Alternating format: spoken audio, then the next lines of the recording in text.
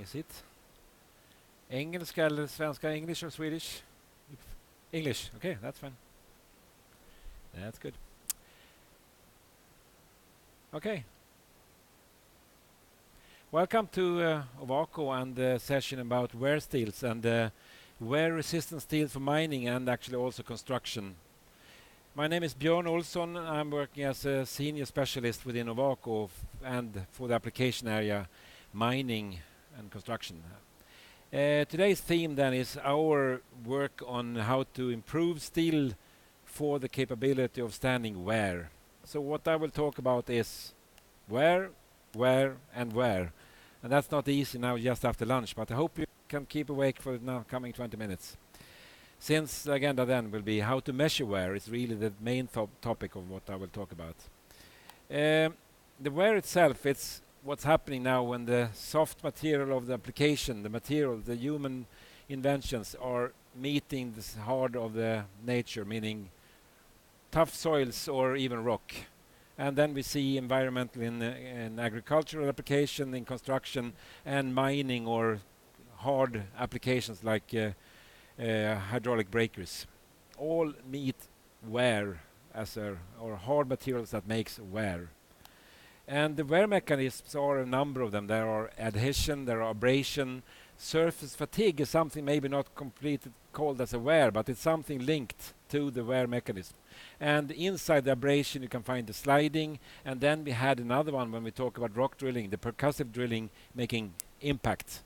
And the impact could be particles coming in or actually the force coming from the backside in through the tool, making the high impact to the rock. And that makes wear of the steel.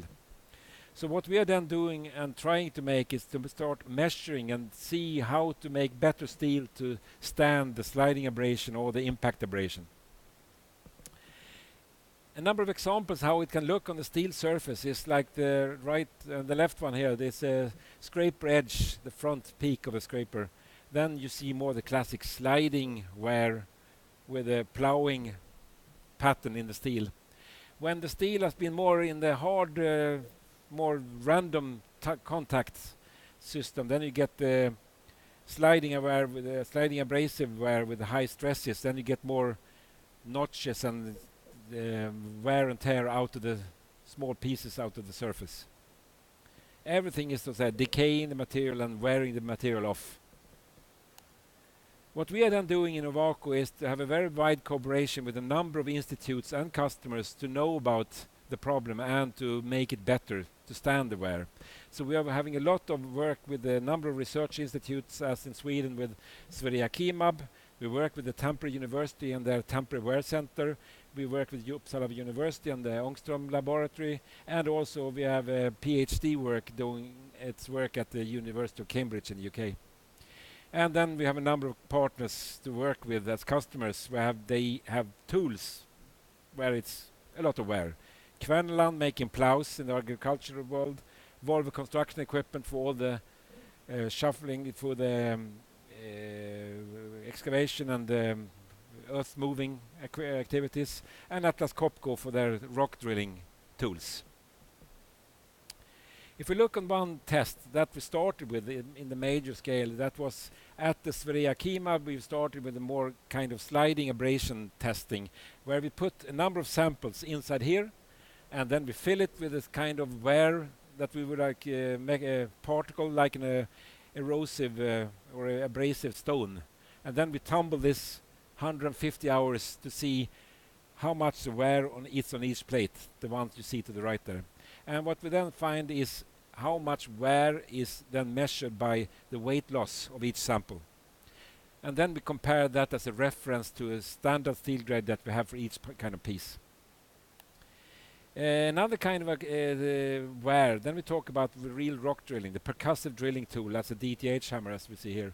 This is a work done by Luleå University and Esa Vuorinen, who presented this at mining wear conference in Finland a couple of years ago, where one can see how the wear is flowing along from with the cuttings out of the crushed stone in front of the drill bit, making the erosive wear on the side, and then on the top you have other more contact abrasive wears. But it's more the erosive wear on the sides that's flowing and eroding the drill bit down.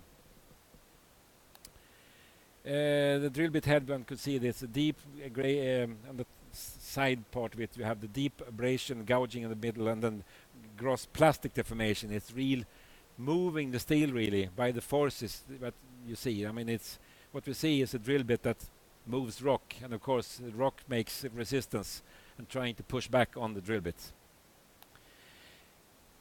To know more about that, since the first one, the test we made at the Kimab, that was only showing more classic sliding away abrasion wear. Here we need to know more about when it comes to my higher forces. So then we made what we called high stress abrasion test at the Uppsala University. We put the sample with a high force to a granite tumbling stone, and then we put rocks in to further add the wear of it, and then we see how much this steel that we were going to measure is wearing down, and so it's a measurement. And the system we see here, we took a number of samples. This was more classic mining steel grades. Ovako 495, it's a classic drill bit for top hammer drilling. And then we added two other kind of grades, which is not so common to be used in the rock drilling business yet, but it's another grade of Ovako called 497, and that we had heat treated in two different ways. And one was a classic martensitic hardening, another one was auspheritic hardening.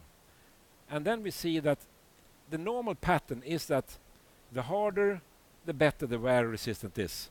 Here we saw suddenly that this grade with a higher hardness in the martensitic condition was much less wear resistant than the same grade in auspheritic condition.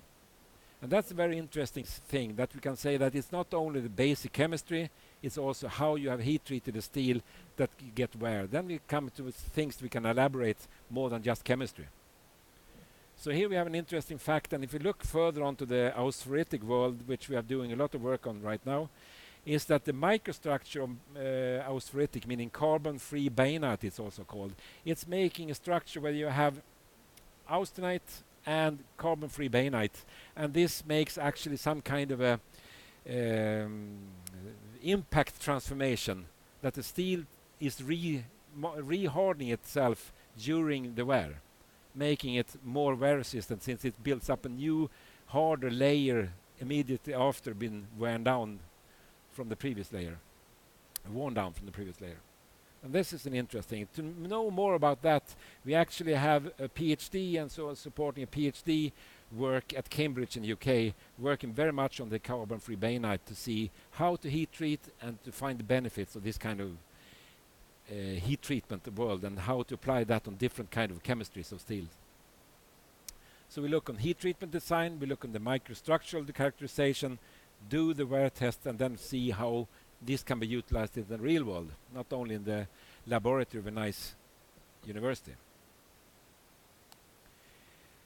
Still, this is not good enough. So we're finding new ways of trying to find new ways of really finding the impact wear by not doing the real drilling in rock that you could do.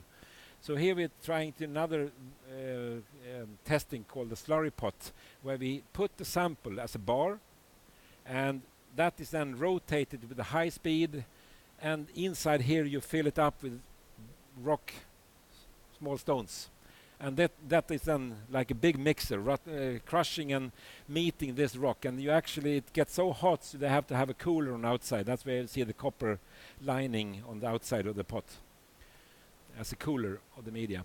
And this is then giving some kind of indication if there is a possibility to measure the impact wear resistance, and do the same with different grades, different heat treatments, to find the optimum steel and the optimum heat treatment for that kind of application. So in general, one can say we are striving very hard to find the optimum, the perfect, one can say even, solution for a wear-resistant steel. And so we're doing it in different ways with different measuring methods, and finding the steel grades and the microstructure heat treatments way to reach the microstructure, to find it for each relevant application. And to further know about this and how to do it in our own way, we have developed our own wear testing machine that you also can see down in our booth here at the exhibition. And this is more of an abrasion tester, but we can rotate this and we can fill that up with different kind of media for wear, smaller or larger particles, to more and more get the impact part of it. But then we can rotate it with different speeds and also know and get different impact speeds and wear speeds as such. And here then we can also elaborate with a large number of samples in the same run. So it's a very versatile equipment for making wear tests. And this is now that will be our future developing source and knowledge source for our development of wear-resistant steels. So if you would like to know more about this, you're very much welcome down to our booth at the Zinc Hall. So, thank you.